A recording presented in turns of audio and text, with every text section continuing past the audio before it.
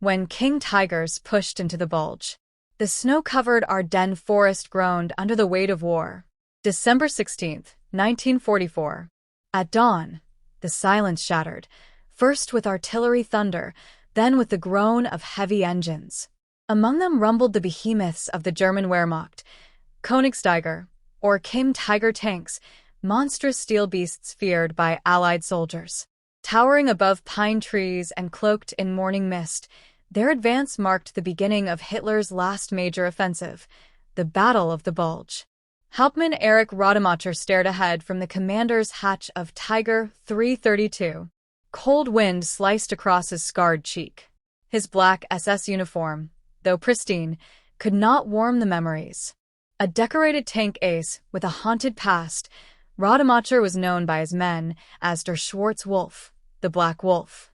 He'd survived the Eastern Front, buried comrades in Stalingrad snow, and now, with Hitler's war machine sputtering, he led a platoon of 4 King Tigers into the heart of Belgium. But this wasn't just another offensive. He was hunting someone. "Forward," he ordered. The tank groaned into gear. Beside him rode young Oberstreiter Lucas Meinhardt, barely 19, eyes wide with fear and awe. A mechanic turned gunner, Lucas had read about Rademacher in Nazi propaganda leaflets, the silent wolf who never lost a tank battle. But now, up close, the man's silence spoke of ghosts, not glory. "Sir," Lucas ventured, "is it true the Allies broke our lines at Aachen?" Rademacher gave no reply. Only his eyes, gray and empty, spoke. They stared beyond Lucas, into a forest of memories.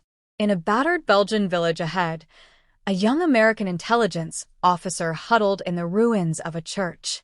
Lieutenant Danny Wallace, 26, a Jewish New Yorker with nerves of steel, wasn't supposed to be there. But when word came that King Tigers were pushing through the woods, closer and faster than expected, he volunteered to stay behind. He wasn't just tracking tanks. He was hunting a ghost. "Rademacher," he whispered to himself, brushing snow from his Colt sidearm. "You killed my brother in Minsk. Let's finish this." His team, 2 Belgian partisans and an ex-British paratrooper named Hughes, rigged the village with explosives. Wallace had studied the King Tigers, slow turret rotation, heavy but vulnerable from the rear. If he could isolate one in the narrow alleys. A distant rumble shook the stained glass shards. "They're here," he muttered. Rademacher's convoy crept into the ruins. Snowflakes danced like ashes in the breeze. The village was silent, too silent. He paused, eyes scanning the broken steeple. "Something's wrong. Spread formation. Gunner, check second-floor windows. Watch for bazookas."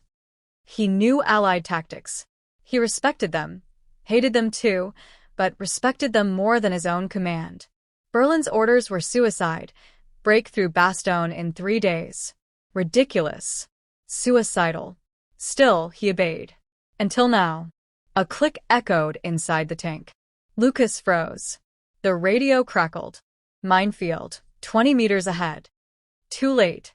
The explosion beneath Tiger 334 lifted it into the air like a child's toy. Flames engulfed it. Screams echoed. Ambush. Lucas screamed. Wallace activated the next charge, hidden beneath a hay cart, and another Tiger's track snapped. Smoke coiled skyward. He darted through alleyways, drawing fire. He didn't expect what came next. From the smoke, Rademacher's tank emerged, turning slowly, deliberately, like a beast sniffing prey. Wallace ducked behind rubble, heart pounding. The King Tiger's cannon roared. The blast missed barely.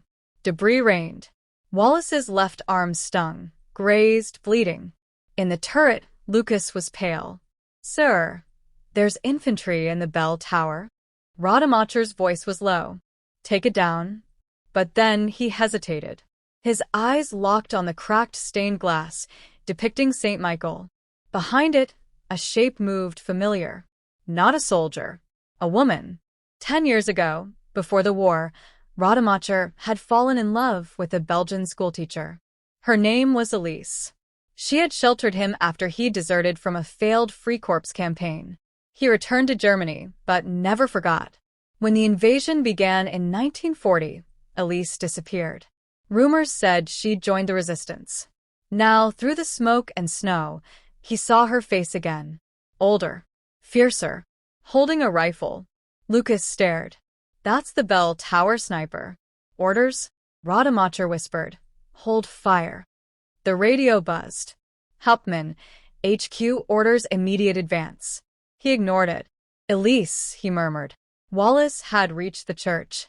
From the bell tower, Elise shouted in French. "They've stopped. The lead tiger isn't firing." "Then we make them," Wallace growled. He climbed to the upper level, rifle ready. Through the crosshairs he saw it, Rademacher, standing exposed from the hatch. Their eyes met across the battlefield. Danny's finger curled around the trigger. Rademacher did not flinch. "I killed your brother," his eyes seemed to say. "I remember Minsk." He raised a hand, not to fire, but to salute. Danny hesitated. Then the church exploded. A shell from one of the rear tigers, not under Rademacher's control.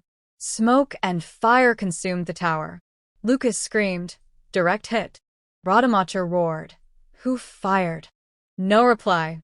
He leapt from the tank, gun drawn, running toward the ruins.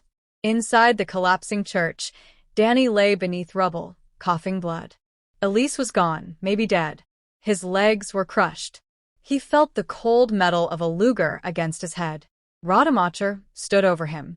"I should finish this," he said in perfect English. Danny spat blood. "Do it." But Rademacher didn't. Instead, he knelt. "Your brother died screaming. I remember. Minsk was hell." He dropped his pistol. "Kill me if you must." Danny, trembling, grabbed the Luger. But something shifted. Rademacher stood, turned, and walked away. A gesture of mercy? Or guilt? Outside, Allied air support roared in. The tanks began retreating. The Bulge was breaking. Weeks later, as the Allies rolled into Germany, rumors spread of a tank commander who vanished during the retreat, last seen carrying a wounded American soldier to a farmhouse, before disappearing into the Black Forest. Some say he died in the woods. Others say he lived, under a new name, in a quiet village with a woman named Elise. Danny Wallace never spoke of the war again. But every winter, on December 16th, he lit a candle for a ghost he once hunted and chose not to kill. Because sometimes the deadliest battles are not fought with guns, but with mercy.